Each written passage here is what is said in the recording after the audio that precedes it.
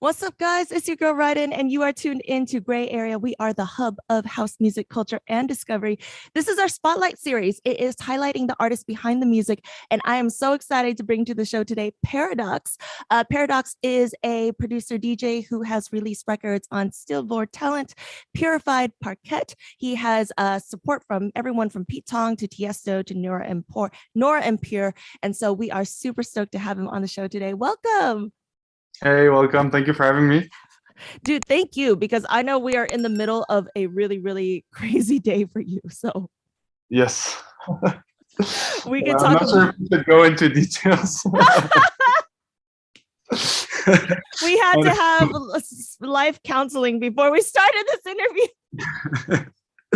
Yeah, no, it's well, I can talk about it. It's just like right now with the day of the interview, like the day before, my Instagram got suspended for no apparent reason. So I'm just trying to like figure out how to get it back, because I know that everything I do is perfectly legit. So it's just probably an error. At first I thought it was a hack. Seems like it might not be a hack. So I don't know. I'm figuring it out right now, but it's not an easy situation, because nowadays Instagram is very important for us musicians, because otherwise people don't really see you moving. Yep. And when you think of it, like Instagram being disconnected, that not only means like nobody sees your posts and everything, which is terrible, because like it's content, but the content I can always upload it on my website. But what's terrible for me is to lose the contact with the artists, the promoters, the fans. That I've been working solely on Instagram. I don't have TikTok and Facebook. I've been paying a bit less attention at the moment. So basically Instagram is my number one kind of contact with the fans and all of them. So and all of the artists and everything. So having this disabled for me right now, it's kind of it gives me a bit of anxiety, let's say, but let's hope I'll get it back. I think you'll get it back. And honestly, it's because like you said, everything you do is legit. And y'all, for those of you guys that are just finding this out, by the way, he's been disabled because he was growing too quickly. Like literally that was his problem. He's been on this tour, the South African tour, which is amazing, by the way, and you're finally getting back to it. And because he's been playing all these shows and everyone's been posting and all that about his upcoming venues and he's making new fans, he's just astronomically been getting new fans. And Instagram's like, yo, how are you so popular so quickly? So I think you'll get it back. And yeah, it just really, it's such a weird thing that artists, like nowadays, our lives are so much dependent on stuff like social media. It's really crazy.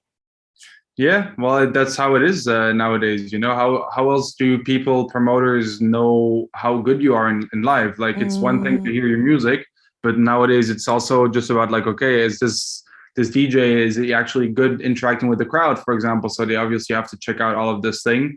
And then of course they have to check kind of the numbers, and if you're going to sell tickets and all of this. But it's crazy how it changed in a way, right?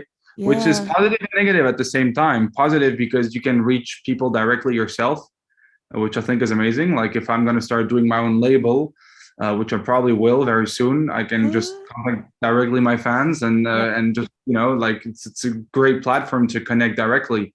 But then when you're locked out of it, then that's the problem. So yeah. Did you just say you were about to start your own label?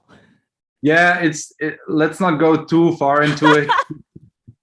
Because these are projects I'm having right now. Okay. Because I just feel like I have a lot of good music that doesn't necessarily fit on any label in a way, and I just don't want to have anyone approving my music or not, because I just like to do it my own way. I know that what I do is pretty good, and I know that people will like it, or not everybody, of course, but like those who like my music will probably dig it. But then if the gatekeepers don't like it, then it's just never going to be released, which I think is a shame.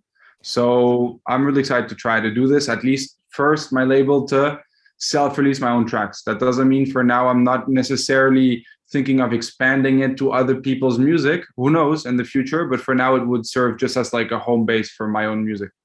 I love that. And I honestly absolutely think you should, because there's something about, I don't know if you've experienced this. Well, you just talked about it as an artist, but like there's something about the label process that they aren't always correct about whether or not a track is fire. And this is no disrespect to the label process. You know, they've done amazing things I for get it. artists, Yeah. but you know, they also have people and algorithms and stuff and a release schedule and a roster that they need to answer to. And sometimes just because your track doesn't fit logistically on that schedule doesn't mean it's not a good track. And it can be so, I don't know about for you, but it can be so heart wrenching as an artist to get that, like, we're gonna pass on this one, like note from an A&R, and you're like, but I thought this was great. Like my heart Yeah, was in this record, you know? absolutely.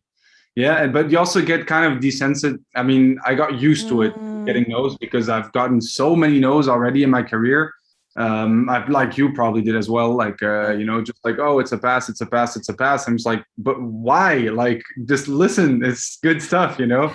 But on the other hand, like, I understand that sometimes it's not the right moment, not the right musical direction. Maybe they're having a bad day. Mm-hmm. It can be a lot of things, you know, and there's so many producers out there that there has to be some kind of very fast cleaning process of scanning, just like I do as a DJ, you know, like True. some even I sometimes do the mistake of like quickly scanning through a track and being like, oh, this isn't like what I like, and then I go in a club and I hear another DJ playing and I'm like, oh, it's actually really good, you know. It's You're and like, then let I me start Shazam that downloading real it. quick. Yeah, so like it happens to me. So who am I to say like that they're not doing a good job, because it happens to everybody. Mm.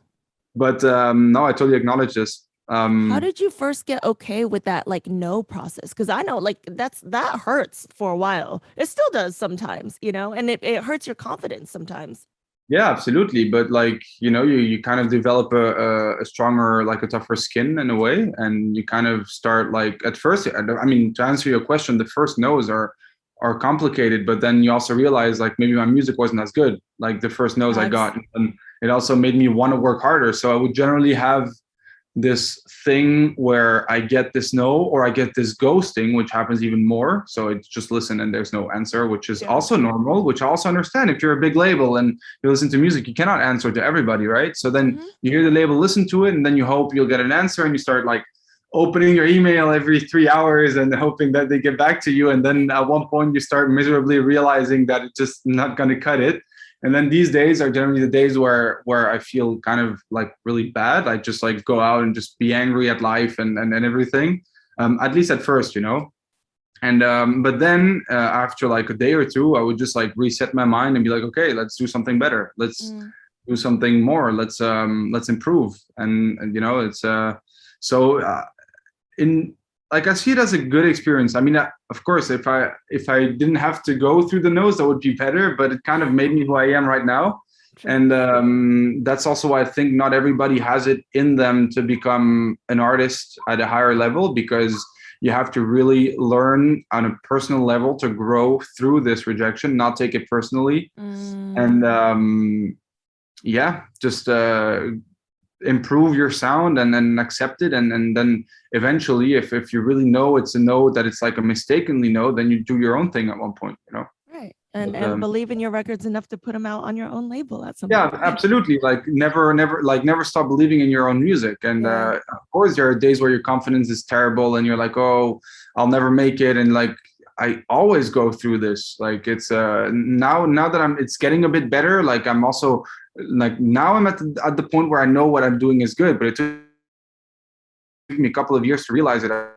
So it's just a big journey, Yeah. which isn't like always the happiest and funnest journey. Like that's, you know, a lot of people say like, oh, being an artist, it's amazing, you get to travel and see all of these places. Yes, I agree, it's amazing, but you have to go through quite a lot before you enjoy it in this sense. Yeah. So And then it the takes tip forever to get also, to that point. sorry. I say, and it takes forever to get to that point too. People It don't takes realize that. forever. It's a Hmm. marathon. It's not a sprint. I know everybody says this, and it's just like tough skin and get over it and just continue believing in what you do, and be grateful as well. Be grateful for the people that actually do listen for your music, because it's easy to get like jealous and to, you know, to think you're a victim and that like, oh, why me? Why don't they like my music? It's because they don't like me as a person. No, like it's just doesn't matter. Just be grateful for what you have, and that really helps a lot as well.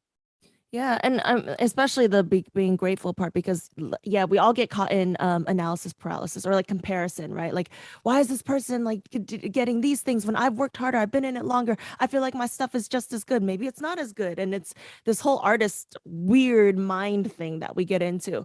Yeah. But you've actually gotten like also a lot of really big support too. Like some of the people we were talking about, like Lene and like I think you mentioned like Tiesto in your bio, and you've released an entire EP on Nora En Pure's. I don't know why I keep trying to say her name wrong. On Nora En Pure's label. How did and she's supported a bunch of records. She's played them out and stuff like that. So how did that connection happen? Yeah, Nora is the best. Like honestly, Nora, if you see this, I'll say. No, but honestly, she's amazing. Like, and that's when I was talking about being grateful. Hmm. She's one of these people that I'm so grateful that I met in my life because, like, just beyond being a good musician and like an amazing DJ as well. Like when she plays, it's just like wow. And beyond that, like she's kind of like me. She's a normal person, down to earth, and yeah, she's really supporting my music. She likes what I do, and I'm super happy to consider her a good friend. And that's for me is even more important than having DJs playing your music on a less personal level. Is Mm. just with her, I had this connection where we like how it happened is that Nora was playing my track "Floating" quite a lot, which got released on Stil for Talent, and that was during pandemic. So she played it in like the Tomorrowland radio stream, and then in some various other streams with Beatport. And at one point I just sent her a message like on Instagram, but of course like she didn't follow me back yet, so she didn't get the message. It went to request. Yeah. But then I started like commenting her post because it was the second time she was posting the track, and it's like, oh, thank you so much for your support. And at one point she followed back, she saw my message, and then I saw like, oh, you're in Zurich. It's COVID, so everything's like closed. We're in the same city. Let's meet up for coffee. And then a couple of days later, she said like, yeah, let's go. Let's meet up for a coffee. And then we met, and it was at 8 a.m. coffee. So I had to wake up at like 6:30 in the morning, So which is quite like different of the normal meetings with DJs in the clubs at like I 5 p.m.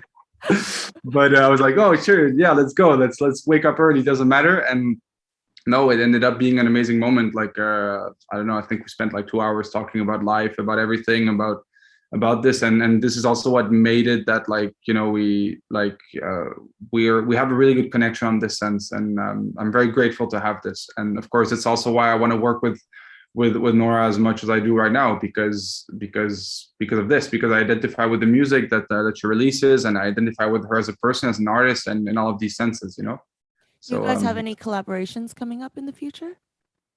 not for now. We didn't talk about any of this. I don't have any collaborations right now. Like this year, the year coming 2022, it's a year where I mostly want to focus a lot on my own productions and get as much like good music out myself. Um, because I've been studying in 2021. I've been doing a master degree in parallel of my music because COVID was. What? Yeah, I know it's kind of weird and random, but like with COVID and like everything happening, I was just basically in the studio, not knowing what to do.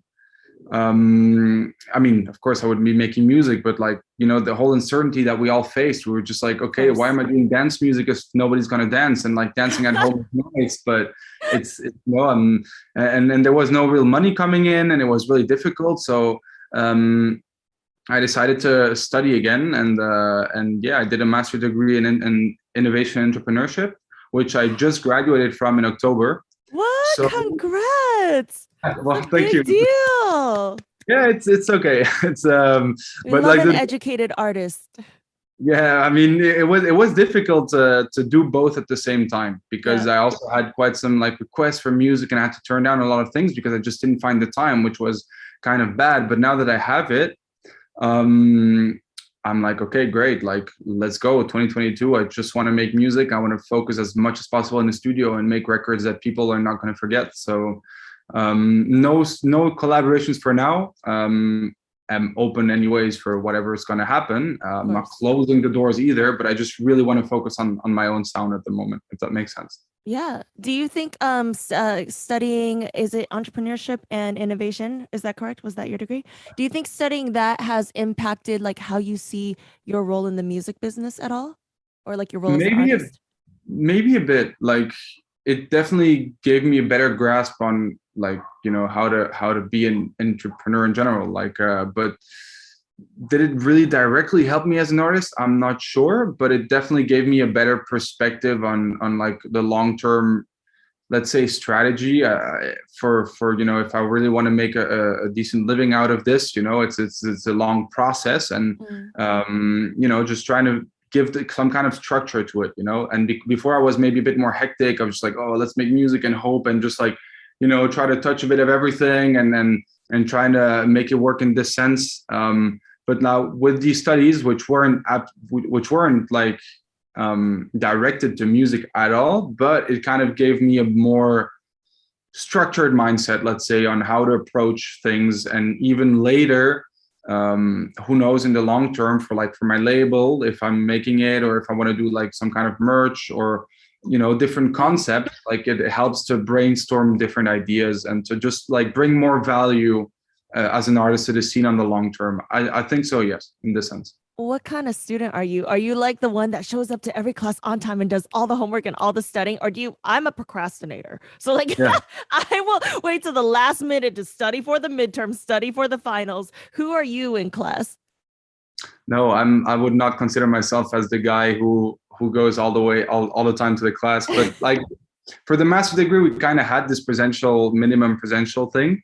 But when I Mm. did my bachelor's, for example, there's a class I never attended, even like the whole term. I didn't even know who the teacher was. Oh my And God. I was lucky that I had friends who were there and were like taking notes and stuff. And I was the kind of guy who's like, "Oh, can you pass me the notes? I have like 1.5 weeks to like study this thing," and it worked out somehow. So, but these were very stressful moments. And if you're a student, I do not recommend doing it this way.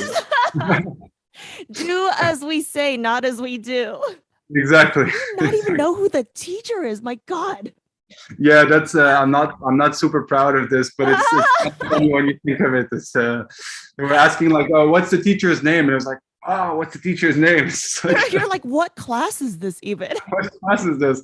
But I managed to do it correctly. Like it was pretty okay. So, but yeah, I do not recommend this, because honestly, I would spend like the last month and a half, 2 months in the library just studying by myself instead of going to classes, which Mhm. was honestly super intense. Like I would do days from like 8 till midnight, or so like for a Yeah. month in a row. So it's just like quite a lot of hours when you think of it. So yeah, that's who I am. I'm not sure if that's the best way though.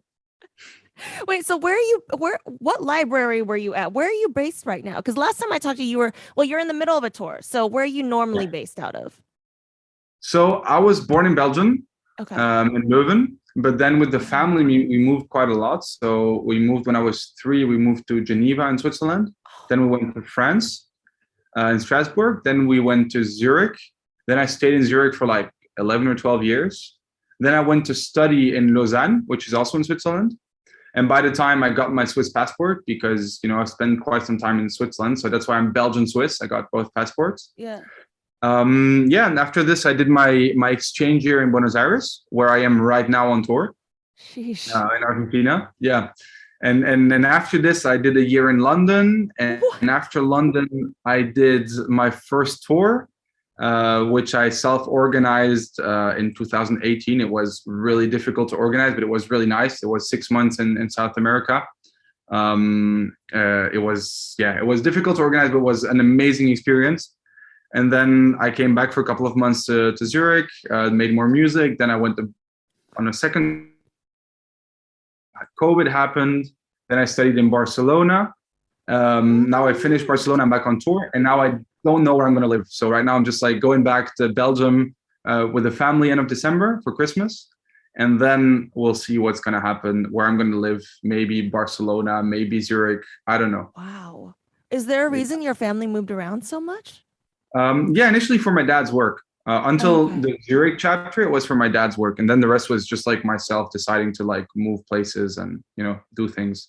That's like you basically. must just live out of a suitcase. Like, I mean, there's no, you don't really get to settle in, right? And get, I mean, is that your couch or did it come furnished with the place behind you? Well, right now this is an Airbnb for three See, days, I so knew it. yeah. Well, but I'm on tour right now, so it's True, like fair, you fair. know, How but many it's quite a language? chill tour. Sorry. No, go ahead. Is it chill No, tour?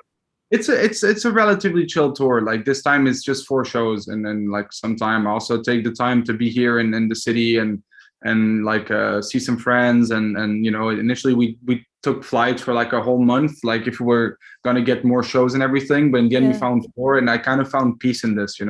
It's not necessary to always do like 8 or 10 shows in a month, and it's nice, I would love this, but it's not necessary all the time. But so this time it's quite a chill tour in this way. Yeah, I was gonna ask like what kind of tour DJ are you? Because like I have friends who are we all know the crazy ones who try to fit four shows in one night because LA and Vegas are 2 hours apart, and then they don't even sleep in the hotel room, and then they just get up and go to the flight the next day. And then there's the ones that are like, I need to eat dinner and like sleep a night, explore the city. So like what's your tour style? Yeah, it's a mix of both, because I've had these moments where I did like four shows in 4 days, and like where I didn't sleep for 3 days because like, I mean, I'm not going to go into names, but the promoter booked me a flight at like 6 a.m. and I would just like go directly from the club to the airport, and then Yeah. get at the hotel, and then the room wasn't ready, so I was just like in the like at the hotel reception, just like "Ugh," and like surviving through, and then doing to the next show, and again early flight. So I've done this, but I've also done a lot, my big share of tourism as well, on like during the week and that kind of stuff on the longer tours. So it's kind of a mix of both, but ideally I'd rather like take my time, like have dinner, Yeah. like you say, and have a, and honestly for me sleep is so necessary, and I'm a terrible sleeper, which is not a perk for a DJ. Dude, same. I I don't sleep well. Like you put me somewhere, I'll just take a lot of time to sleep in, and which is absolutely not practical.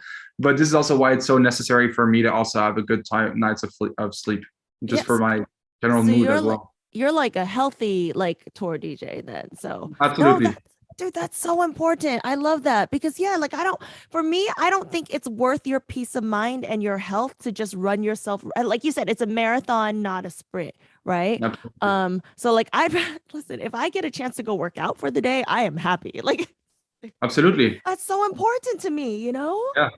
Yeah, 100%, 100%. And like sports is what keeping me sane as well. Like Oh, when I'm dope. on the road, when I'm in the studio, even like when I'm in the studio, and you get frustrated, or I don't know if that's just me, but I get really intense when I'm in the studio, like really intense, as in like I work super fast and like super concentrated, but Yeah. also kind of in an exaggerated way. So it's like difficult for me to disconnect from the project afterwards. So Huh. I know some people who work like 10 hours in the studio and like they spend the whole day there. That's not really me. I do like 3 or 4 hours, maybe five. Well, sometimes I do more, but like I forget to eat, I forget to do this, and just like blah, blah, blah, blah, blah, focus, Damn. focus, focus. I get fast working, and then when I have to take a break, it's just like, oh, no break, let's go back. But then like, and then when I stop, when I'm actually forcing, when I'm starving, I'm just like, oh god, I really got to stop. And that's when I realized, like, man, my brain is still thinking about the track. Like all of my attention is there. Mm, Like I forget everything. Even then I'm eating, I'm thinking about the music, I'm still in yeah. there. Yeah. So this is where sports really help, because that's like literally like sports, yoga, and meditation. Those are like the three things that help me to just like, man, just focus on your body instead of focusing on your brain and the music, in a way, which helps to get you back into like the present moment, I would say. Are we the same person? Maybe we are. That's literally how, because I always, like people like to time shame you with like producers. So you'll get producer buddies. They're like, yeah, man, I've just been in the studio all day. Da, da, da. And my brain cannot do this for like 12 hours. But what I do is I hyper focus like you are. It's really weird. I'm like, "Zzz," and like everything comes out in a few hours. And then I'm like, what is this strange pain I feel? I'm like, oh, it's hunger. And then my Hunger. body's just like, oh.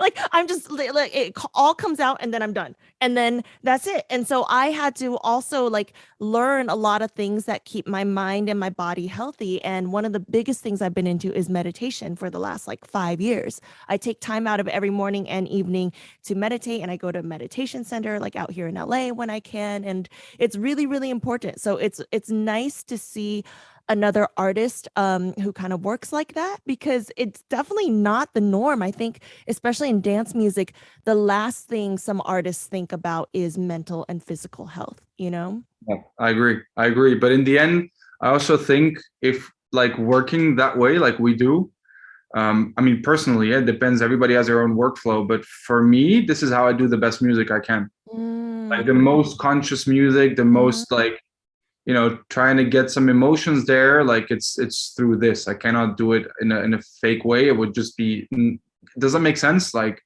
I think that's how to reach the best quality music, is like to feel good yourself, or at least feel something, you know. And I mean, that works for me.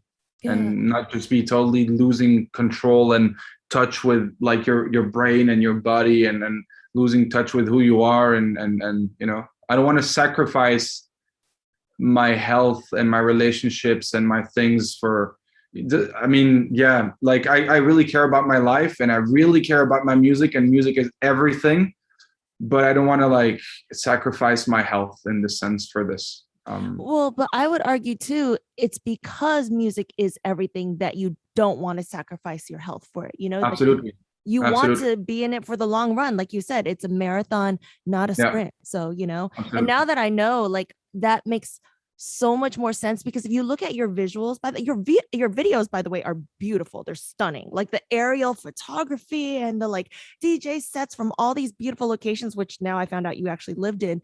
They're amazing. And it reflects in, of course, and I listen, I know effort when I see it, and quality, and it reflects in how your production comes out too, and your melodies and the energy. So it makes so much more sense now, knowing who you are as an artist, to like see, you know, it come out in the art, because art is not just it's not just audio, it's visual too, you know, or some artists get that, and you clearly do, because if you look at the effort you put into, like I said, your videos and all your online content, it's so beautiful. Thank you. Yeah. I appreciate it. Of course. Anybody who's like, if you guys haven't checked out any of the videos he's released, and I'm not talking about the club videos, which are fire also, but he has absolutely stunning like drone photography and all that stuff from all of his videos for his DJ sets and his music too. So you mentioned sports. What kind of sports are you into?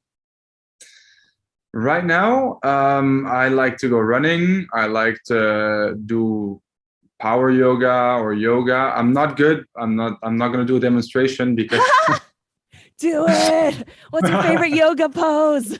Yeah, let's go. Let's do the most complicated yoga pose. No, but I do honestly, like I do everything. Like I've been doing a lot of football when I was or soccer, you would say in LA, I think.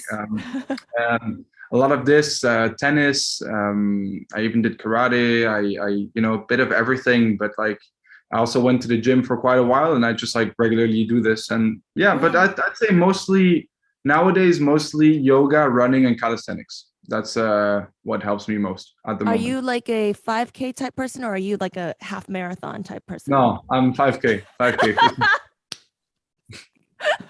Let's not exaggerate. Like. Listen, there's a lot of different. I used to be a runner too. There's a lot of different categories. Okay, so like, yeah, I'm not a half marathon guy. Like max I do is like 11 kilometers, and I'm just dead. But yeah, who knows? Maybe one day it could be on my bucket list to do like at least a half marathon. You know? Yeah, there you go. Not now. Not now, or this year, or this week. Yeah. Exactly. What kind of music do you run to?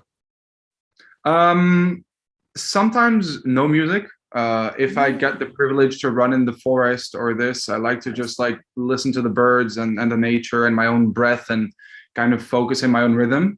Of course, I do find that when listening to music, I get a better run, like I run faster. But then, so most like, not mostly, like it depends. So sometimes no music, sometimes a podcast. Whether it's a mindset podcast or about like music, or, you know, just to get inspiration about things. And then otherwise I just listen to, I mean, just yeah, melodic music that kind of inspires me, like with running and seeing those seeing the surroundings, and I just like to listen to some kind of music that gives me that emotional edge to it as well. Yeah. I love that. Makes sense. I love that. One of my, I've always been an athlete in a lot of different ways too. And one of my favorite coaches would always say that working out, or in this case, running, is like a moving meditation.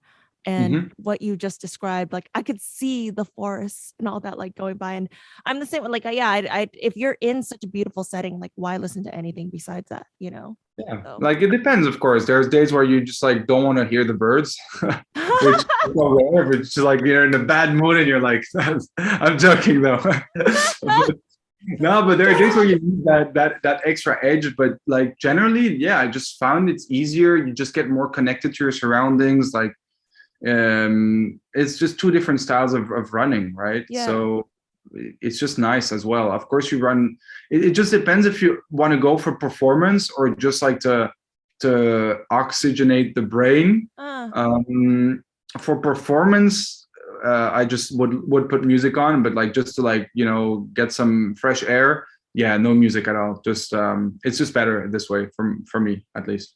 well, and you also ride too, like, right? Like you're a really avid motorcycle rider. Oh, I love motorbike. That's yeah, that's my big passion as well. I love this. Yeah. Yeah. How long have you been riding for? Now it's been, I mean, I got a scooter when I was 16. Now I'm 25. So let's say 9 years, but like bigger bikes, it's been like 3 to 4 years now. But it's definitely some kind of addiction. Like my dad has a big bike, and then my brother started having one, and then I have one, and we still have to do a tour, all three of us, which we didn't do yet. Oh, yeah. But that's in the plans for sure. But yeah, I love biking. I love just having this ability to just one day when you're having a bad studio day or even a good studio day or whenever you have time, to just take the bike and go in nature and just go far, and having this freedom to just like escape city or whatever. Like when I was living in Barcelona, I lived in the Gótico, which is like basically where all the bars are. It's like the old city there, but it's Okay. also like crazy because there's a lot of people, a lot of bars, and like a lot of noise. And I would probably never go back to live in that area for now. But thank God the bike saved me. Just like, okay, I'm just really, I need a space where there's nobody around me. I would just take the bike, go for like 1 hour, 1 hour and a half, 2 hour trip, and just like leave and just be like in the middle of natures, and again just be there with the birds. And that's The beautiful. birds. The Yeah. birds. The And birds. yeah, and like I don't know, motorcycle for me is kind of like if you have nice roads, it's kind of like skiing. You just Yeah. like enjoying the curves, and yeah, for me it's something I love it. Yeah, It's absolutely. also, it is also kind of meditative too. Because I mean, I don't ride bikes, but I love driving. I was funny, sorry. I was raised to. I learned to drive from street racers, so I drive very differently from most people. But I find Okay. it to be very meditative too, right? Because you're focused on the road, and it helps Absolutely. people like us just focus your brain on like one thing. But it frees up your mind in a way because your brain is focused, but then the rest of your mind gets to explore. Like, is that kind Absolutely. of, yeah? Okay, that's kind of Absolutely. how I've It's experienced it. meditative and it's fun. Like it's Yeah. I mean, I'm sure like you also kind of feel like a badass, so sometimes it's no, but absolutely, it's like you say, it's also some kind of like meditational practice for sure. Like it's part of it. Were you always like this person, or did you go through like different phases in childhood, in high school, and whatever before you became, the Paradoks, the well-rounded yoga master, motorbike rider, touring DJ? So first of all, I would correct you. I am by no means a yoga master. Please get Well, you that. didn't Okay, show us the pose, so how would we know? exactly. So let's not say it is. Um, but I've been no. It's just like it's been happening. It's just slowly I evolved into this kind of person. I've always liked to move. I've always been someone who does sports a lot from like childhood and everything, and just somehow things happened that I started to gain more interest in mindfulness and just being more aware, and so yeah, some episodes where you see people who are absolutely out of touch with their own body and stuff, that makes you realize, okay, like like how important it is. But there have not been, I mean, not necessarily like one big event that changed my life. Like, yeah, like it's, you know, it's like it happened with a friend recommending me one of these one mindfulness book, which was called The Power of Now, which I'm not sure if you know it. It's quite famous now. Of course. I mean, it's always been famous. And at first, this is also partly, by the way, why my name Paradoks comes from. I was going to ask you that. Yes. Go ahead, explain. I just got real excited. Get into it. No, because I was going through a phase of, okay, it's difficult to explain. So I wanted to play music as like, at one point I had my first DJ gig and it was amazing. I was in front of 600 people and you know, it was I was in a student party and I was performing under another name, like my own name, Kobe M. And I got hooked because it was amazing to play the show. And there was a lot of stress before because I'd never played on CDJs and it was a total mess when I was practicing, but somehow it worked well in the club. And yeah, I loved it so much that at one point I was like, okay, I really want to make this my life. You know, I've been producing now for a couple of years, started with the piano and, you know, like I just, this is where all the melodies come from. And I was like, okay, now that I know how it feels to play like that kind of music for the people, like I really want to make this my life. But then on the other hand, I want to make like a living out of what I love most, right? But this gave me a lot of anxiety and a lot of pressure because I put a lot of pressure on myself to get where I have my vision. Of course. And there's no clear way to get there. There's no path. It's not like, oh, I'll study and just become, you know, find a job and be a good DJ. Like it doesn't really work that way. So there's just like this whole path and uncertainty that kind of came along. And this in itself was a paradox because it was just like, hey, what's happening? Like I'm trying to do my best to live out of what I love most. But ever since I'm trying so hard, I get all of this anxiety and like sleepless nights and insomnia because I just keep thinking about what's the next step and how to make it work, you know, because I had this vision of like, okay, I want to keep doing this. I want to play in front of a lot of people and share my music. And I felt it in my heart, you know, I would like be in the bus because I wasn't driving sometimes then. And, you know, I would just be there and like close my eyes and imagine playing that beautiful music with the people. And I felt it in my heart and it was like, wow, like this is amazing. But there's this big paradox of ever since I want to try to achieve this, I kind of felt like the contrary. Does that make sense? Yeah. And this is also when I had these like kind of like insomnia and stuff, which sometimes happen, but less and less. I'm feeling more and more comfortable with all of the, you know, with the whole path now. But then my friend recommended me The Power of Now. And then as well, this got me introduced to what's meditation. But at first, I kind of struggled because, you know, it was kind of typical beginner mistake of thinking about not thinking, you know, thinking like, oh, I should stop thinking. But wait, this is a thought in itself. So what's happening? Like, you know, and this was also kind of a paradox. Like, how do I stop thinking if I'm thinking about stopping thinking? And I don't know, there were quite a lot of episodes of like kind of contradictions and paradoxes. And at one point, it's like, you know, I think this name is pretty cool. It just kind of makes sense. Like this pursuit of living the life you love and sharing these moments with the people. And then the anxiety on the other hand, which kind of like contradict themselves. And I decided to put the K from Kobe and paradox. Yeah, that's the story kind of. That's so cool. That was, by the way, way deeper than I expected, but it makes, now that I know you-ish, like it makes so much sense though, too, because the first of all, I wanted to give you props for the mindfulness at a very early stage that it took to even recognize that paradox. Because so many of us very early on, I'm sure I was like this too, would have just been like, I don't know, this is all terrible. And never having the ability to step back. Because, you know, in meditation, you go, okay, this is me, but this is also me. Who is me that's recognizing this thought, right? And so you had the ability at that time to step back and go, oh, wow, look at my mind. It is experiencing in its biggest pursuit of happiness, also its biggest moments of anxiety. What a paradox. And from there, Paradox was born. So absolutely, you got it right. Yeah. that. I love that. I love that. Well, thank you so much for being here. And what a perfect way to end your interview on, explaining the meaning of your name and your life story behind it too. Your energy has been incredible, Thank you. especially on this day, like the day that I know that it was very difficult, I'm sure, for you to be this centered. So thank you. And on to your speed round, which I promised we'd do. Oh God, let's go. Let's go. Okay, I'm gonna pull up my speed round questions. Let's go. Let's go. Okay. Okay, so these are just rapid fire. You just answer as they come. We'll start pretty easy. Intimate club or festival? Sorry, could you repeat that one? Intimate club or festival? God, I have to choose one. For now, festival. Okay. 2 p.m. or 2 a.m.? 2 a.m. New Year's Eve or New Year's Day?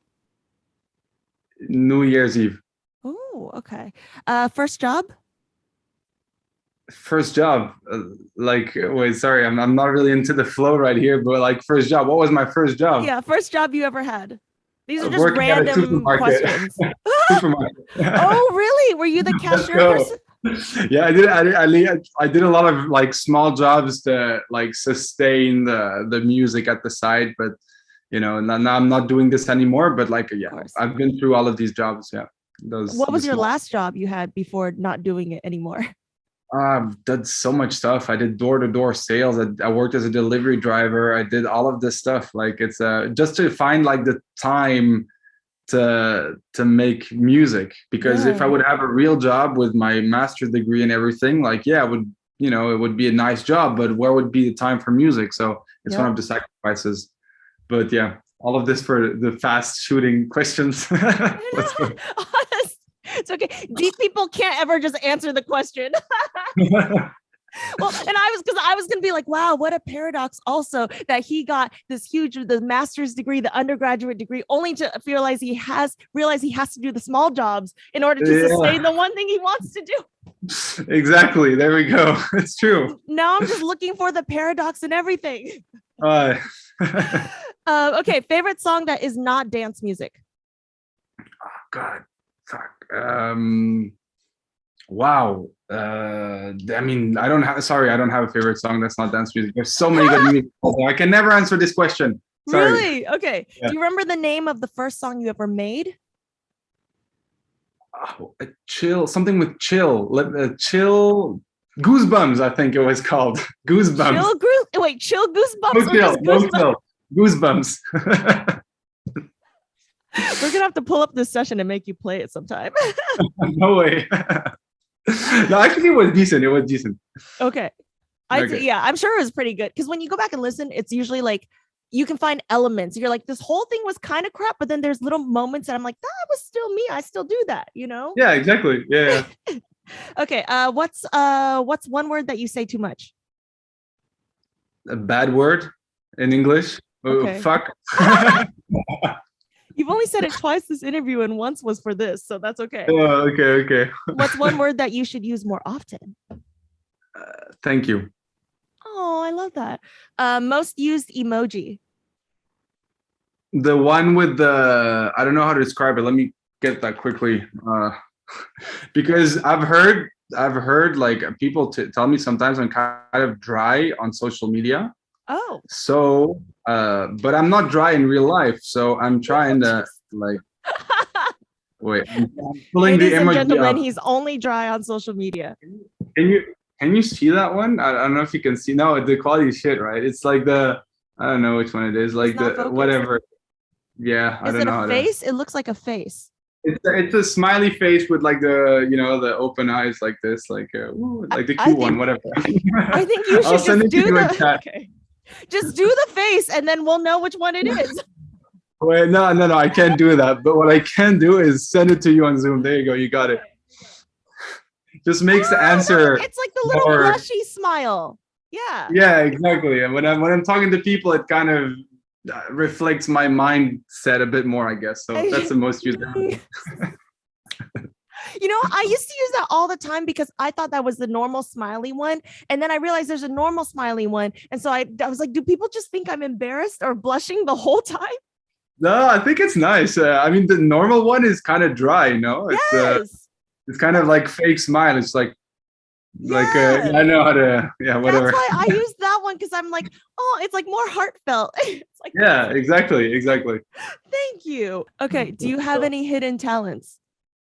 Actually, I do write a lot. I have a book and I write a lot of my own thoughts, and I also write a lot about like just like, you know, we're talking about mindfulness, about what are you feeling, what could be improved, what happened today, and that kind of things. What I live, and also for the music. So I do write a lot about, like, you know, music process, what helps me both on the technical side, but as well on the creativity side, just like, you know, exercises to get back into creative mode. And I'm just like compiling all of these, and I have almost already a couple of books ready now. And at one point I'll gather them all and maybe, like, you know, make it something real.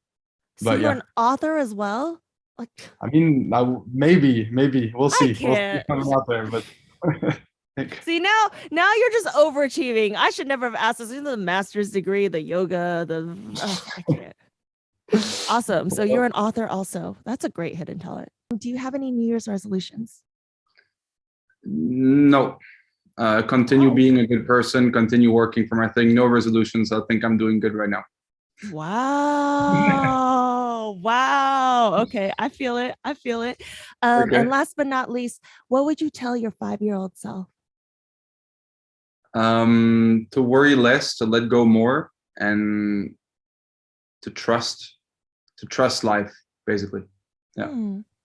And perfect. Of course, to respect the others, but, like, you know, like, this is something I know now. So am I supposed to tell the 5-year-old something I'll learn on the way, or like something, I don't know. I don't know. It's your 5-year-old self. You can tell yourself whatever you want. Okay. So yeah, respect the people, be good around, and just, let go and trust the universe. Okay, let go and trust the universe. This is Paradoks, y'all. Make sure you check out his latest single. He just released it, and he's got tons more coming up. He's also on tour currently in South America, and I'm sure he's got lots and lots of more tour dates coming up as well. So thank you so much for being here. My name is Ryden, of course. You can check me out at official Ryden, RYDEN, and this is Gray Area at Enter Gray Area. So keep it locked right here for our Spotlight series. We've got lots more new artists coming up. Thank you. Thank you so much for having me. Yeah.